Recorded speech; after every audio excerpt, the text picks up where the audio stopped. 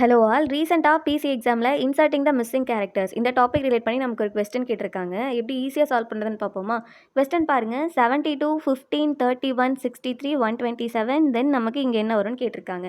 இந்த மாடலில் சம் கேட்டாங்கன்னா 2 ஸ்டெப் தாங்க ஞாபகம் வச்சுக்கணும். ஒன்று வந்து எங்கேருந்து ஸ்டார்ட் பண்ணணும். ஸோ இங்கே நம்ம எங்கேருந்து ஸ்டார்ட் பண்ணலாம்? ஒரு நம்பர் எடுத்துக்கிட்டிங்கன்னா அதோட க்ளோஸ் ரிலேஷனில் இருக்க இன்னொரு நம்பர் எதுன்னு ஃபஸ்ட்டு ஃபைண்ட் அவுட் பண்ணுங்கள்.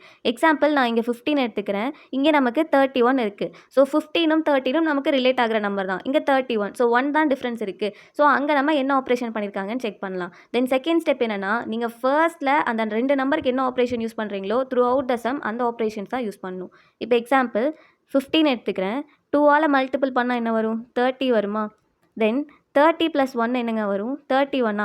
பாருங்கள், அந்த 31 தான் இது. இது ஓகேவா? இப்போ அகைன் 31 பேஸாக வச்சு 2ஆல் மல்டிபிள் பண்ணால் என்ன வரும்? 62 வருமா? தென் 62 + 1 என்னங்க வரும்? 63. பாருங்கள், 63 இருக்கா? இப்போ நம்ம இந்த என்டையர் சம் ஃபுல்லாகவே 2ஆல் மல்டிபிள் பண்ணி 1ஆல் ஆட் பண்ணணும். இங்கே இந்த ஆப்ரேஷனில் எந்த சேஞ்சஸுமே இருக்கக்கூடாது. தென் இப்போது 63 பேஸாக வச்சுக்கலாமா?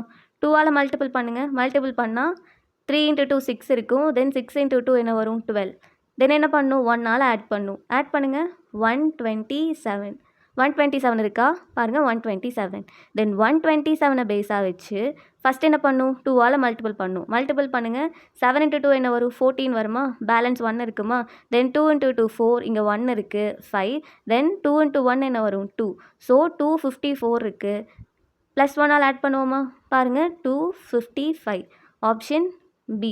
கிளியராக இருக்கா? இந்த மாடலில் சம் கேட்டாங்கன்னா ஞாபகம் வச்சுக்க வேண்டியது, என்ன ஆப்ரேஷன்ஸ் பெர்ஃபார்ம் பண்ணுறீங்களோ த்ரூ அவுட் த சம் அதே ஃபங்க்ஷன் தான் நீங்கள் பெர்ஃபார்ம் பண்ணணும். ஸோ இதுக்கு ஆன்சர் 255.